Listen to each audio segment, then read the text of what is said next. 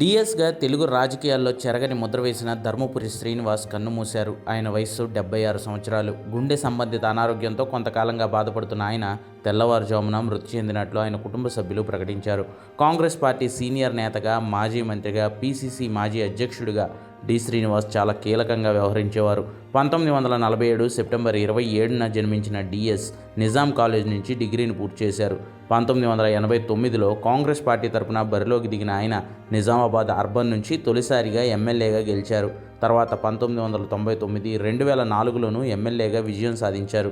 2004 నుంచి 2008 వరకు ఉన్నత విద్య, అర్బన్ ల్యాండ్ సీలింగ్ మంత్రిగా పనిచేశారు.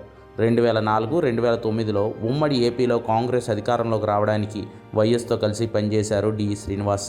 ఆ సమయంలో ఆయన పీసీసీ అధ్యక్షుడిగా వ్యవహరించేవారు. 2004లో కాంగ్రెస్ అప్పటి టీఆర్ఎస్తో పొత్తు పెట్టుకుని అధికారంలోకి రావడానికి డిఎస్ చేసిన సయోధ్యనే కారణం.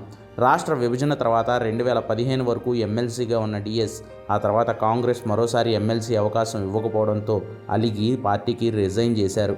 తర్వాత టీఆర్ఎస్లో చేరి రాజ్యసభ సభ్యుడిగా పనిచేశారు. మళ్ళీ బీఆర్ఎస్తో విభేదాల కారణంగా తిరిగి సొంత గూటికి చేరుకున్నారు. ఆయనకు 2 కుమారులు. పెద్ద కుమారుడు సంజయ్ గతంలో నిజామాబాద్ మేయర్గా పనిచేయగా, చిన్న కుమారుడు ధర్మపురి అరవింద్ బీజేపీలో చేరి ఇప్పుడు రెండోసారి నిజామాబాద్ ఎంపీగా గెలిచారు.